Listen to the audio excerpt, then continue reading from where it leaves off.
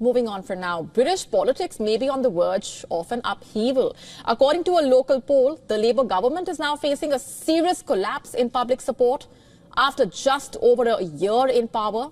A new YouGov poll suggesting that Farage's Reform UK is no longer just a protest party. It's now on track to become the largest party in the parliament if the elections are held tomorrow. And this seat-by-seat poll showing Reform UK winning 311 seats, which is an astonishing gain of 306 as compared to their current total. And that puts Farage just 15 seats shy of an outright majority. Labour, on the other hand, would crash from 399 seats in 2024 to just 144. The Conservatives would basically suffer even worse, falling to just 45 seats, with some analysts calling it a potential extinction level result as well. And if these numbers hold in a real election, it would be the most dramatic shift in modern British political history, and it would leave the country with a hung parliament where no party actually holds a clear majority. Now, behind the numbers is a clear signal. Voters are angry, especially about immigration, and they are abandoning the mainstream parties. Since Labour took office, more than 50,000 migrants have arrived across the channel in small boats. The Starmer government is under growing pressure to act. And in response, the Prime Minister has unveiled a mandatory digital ID scheme. All workers in the UK will be required to verify their legal status through a digital identity system. But the proposal also has sparked intense backlash from the opposition parties. They are warning it could increase surveillance and also make life harder for the law-abiding citizens. Critics accuse the Prime Minister of reacting out of panic and not principle. They are arguing that Starmer is trying to appease the voters who are shifting towards reform. And now, with the latest polls showing collapse in public support and major surge for Farage, Starmer is betting big on the digital ID system to win back trust. And with reform closing in on power, it may be his last chance in a way to turn things around.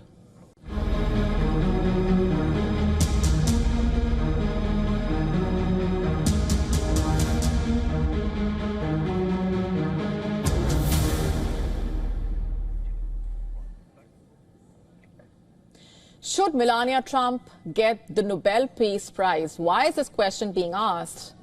Well, this is what Florida Congresswoman Anna Paulina pushed last month, saying that the First Lady may be nominated for the 2025 Peace Prize for her role in peace efforts related to the war in Ukraine.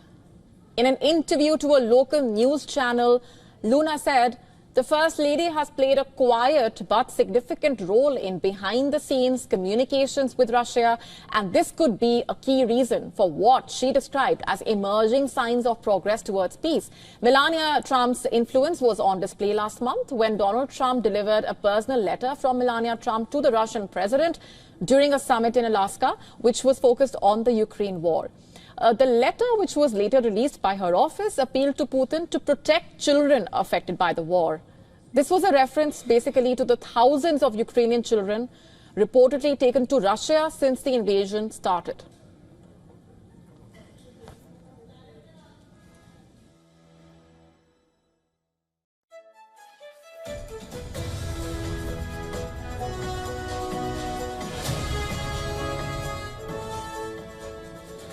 Melania Trump also taking a leading role on the world stage through her latest initiative, Fostering the Future Together, which she unveiled at the United Nations General Assembly this week.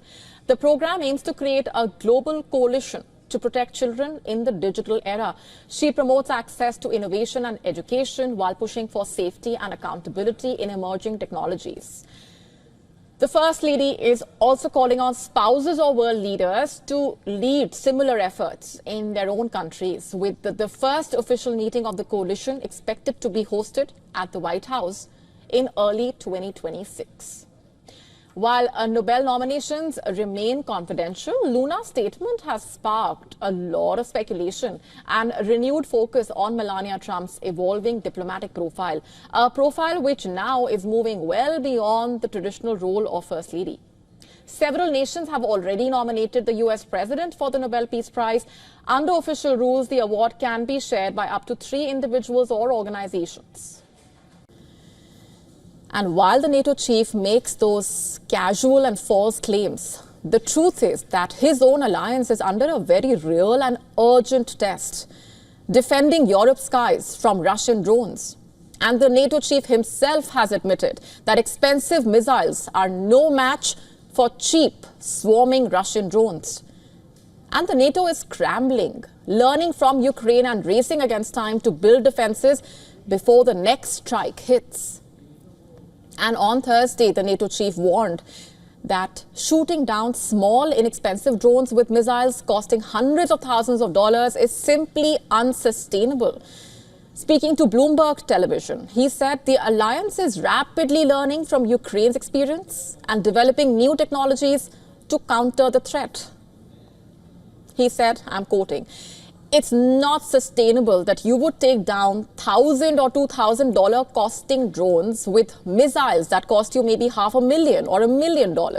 All of us are rapidly developing the technologies and learning from Ukrainians," quote unquote. And he admitted the NATO is short on equipment in the short term, but said that new interceptor systems will be deployed in the coming weeks. What's the goal really? To have effective defenses alongside the traditional military responses. And Europe is worried. Recent alleged Russian drone and jet incursions into NATO airspace have tested the alliance's credibility like never before. Countries are divided over how to respond, whether to shoot down the violating aircraft immediately or not. In Denmark, drone incursions have sparked serious concern, with investigations underway into potential Russian involvement. And while the fighter jet violations are not new, the NATO chief said pilots know what to do, including, if necessary, taking the ultimate action. So what does Russia say here? Russian officials have denied testing NATO defenses or crossing borders intentionally, calling these drone and jet incidents mistakes. But since NATO's founding in 1949, Article 4 consultations, which are usually triggered by perceived threats, have only been invoked 9 times. 2 of those were invoked this month after incursions into Poland and Estonia. And Europe is also now racing to build a drone wall, a multi-layered defense system of radars, cameras, AI-powered interceptors, and air defense systems. The goal is to detect and neutralize swarms of drones before they even reach the critical targets. Yet there is a major complication here. Not everyone is on board. Hungary has said it will not participate, which means that this could leave a 96,000 square kilometer gap. 96,000 square kilometer gap in the sky. And experts are warning that the drone wall could be ineffective unless backed by stronger measures against Russia, including targeting its economic capabilities and supporting Ukraine. But even then, Europe faces a critical challenge, which is speed, to say the least. Drone incursions have already happened deep inside European territory, showing that delays in deploying defenses could be costly. And so Europe is scrambling to protect its skies from a sophisticated hybrid war. And with Hungary sitting out and some member states slow to act, NATO's drone defense strategy faces both technical as well as political hurdles. One thing is clear right now: the challenge of the drone warfare is here, and it's very urgent. Until NATO can find a way to come together and protect its skies, it is advantage Russia, it seems.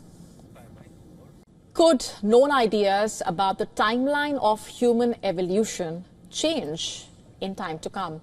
Could a skull unearthed in China hold the key? Here's why these questions are coming up.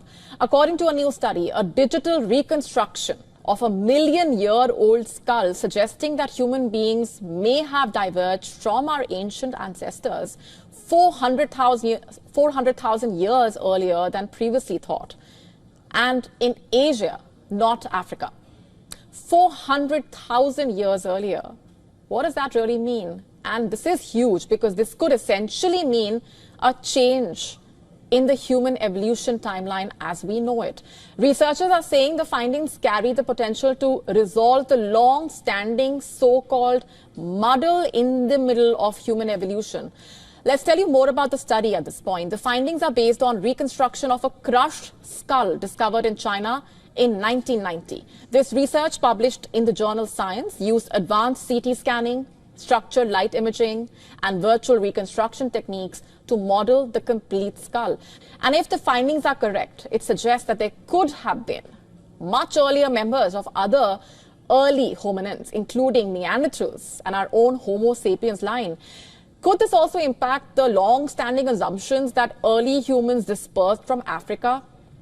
The scientists relied in part on another similar skull to shape their model, basically, and then compared it to over 100 other specimens. Basically, the findings are only the latest in a string of recent research that has complicated what we thought we know about our origins.